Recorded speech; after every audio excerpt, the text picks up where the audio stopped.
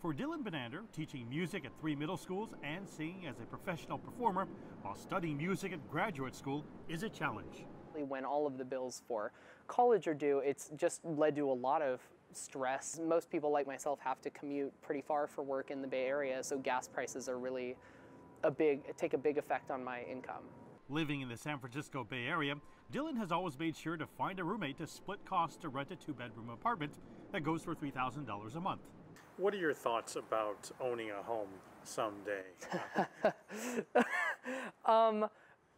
Kind of far from my mind. I think it's kind of a big problem that we're expected to plan things like homes and all of those things. Lots of those institutions, it seems, have been designed for couples and makes it a lot harder with single people to kind of navigate.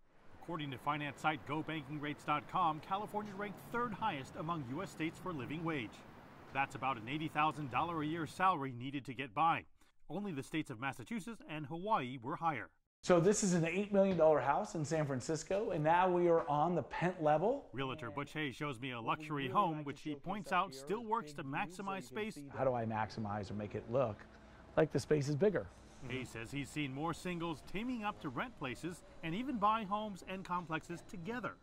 For singles is to find a partner that might want to invest, and one of those opportunities are multifamily buildings, like a 2-unit or 3-unit building. And so each one can take one level or a condo or 1 unit in that building. Oftentimes that building can be cheaper than, let's say, a house.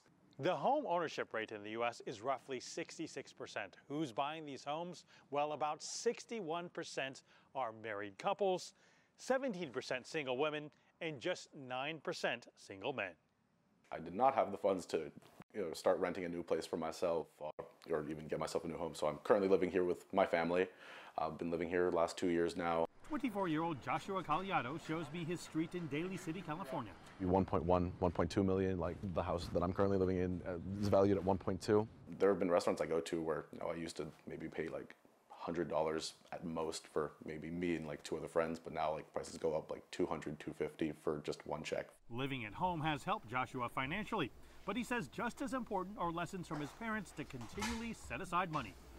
I was very fortunate enough to be taught this at a very early age, how to save money, how to understand finances, to prepare for, eventually I'm going to have to deal with it on my own. And it can be scary. Definitely something I want to focus on is helping young professionals and, single professionals. Joshua's next career move is actually becoming a financial planner, which he says will allow him to not only share what he's learned from his parents, but also what he's learned living as a single with the dream of someday owning a home. Mark News, CGTN, San Francisco.